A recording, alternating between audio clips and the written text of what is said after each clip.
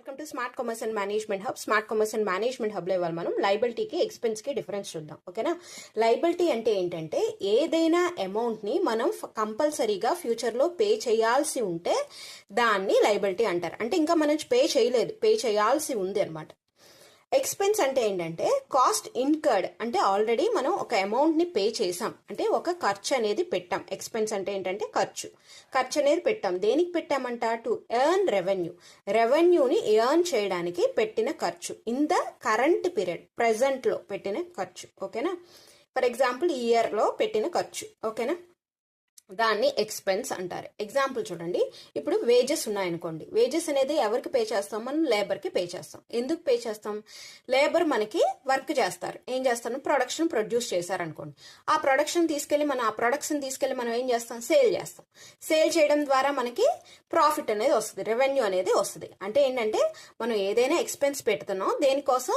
Earn రెవెన్యూని earn చేయడానికి, దాన్ని expense అంటారు. ఓకేనా? ఇప్పుడు లైబిలిటీకి ఎక్స్పెన్స్కి డిఫరెన్స్ తెలిసింది కదా. మరి లైబిలిటీని ఎక్కడ చూపిస్తామంటే లైబిలిటీస్ నేమో బ్యాలెన్స్ షీట్ లో చూపిస్తాం, అలాగే ఎక్స్పెన్స్ నేమో మనం ప్రాఫిట్ అండ్ లాస్ అకౌంట్ లో చూపిస్తాం అనమాట. మళ్ళీ చెప్తున్నాను, లైబిలిటీ ఏంటంటే ఆల్రెడీ అసలు మనం ఇంకా పే చేయాల్సి ఉందన్నమాట. ఓకేనా? పేమెంట్ ఈజ్ పెండింగ్ అంటే ఏంటంటే పే చేయాల్సిన అమౌంట్ని లైబిలిటీ అని, అలాగే ఆల్రెడీ ఇన్కర్డ్ అంటే ఆల్రెడీ పే చేసేసిన దాన్నేమో మనం ఎక్స్పెన్స్ అని, ఆల్రెడీ ఖర్చు పెట్టిన దాన్నేమో మనం ఎక్స్పెన్స్ అని అంటాం. అది డిఫరెన్స్.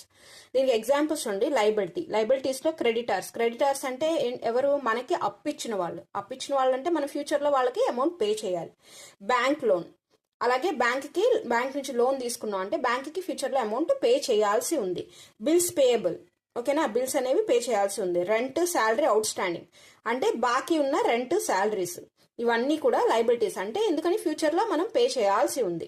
ఎక్స్పెన్స్ అంటే ఆల్రెడీ పెయిడ్, రెంట్ అనేది పే చేస్తాం, అప్పుడు అది ఎక్స్పెన్స్. అంటే లైబిలిటీ వెన్ ఎవర్ ఇన్కర్డ్, అంటే లైబిలిటీ ఎప్పుడైతే మనం పే చేసేసామో అది ఎక్స్పెన్స్ అవుద్ది. ఓకేనా?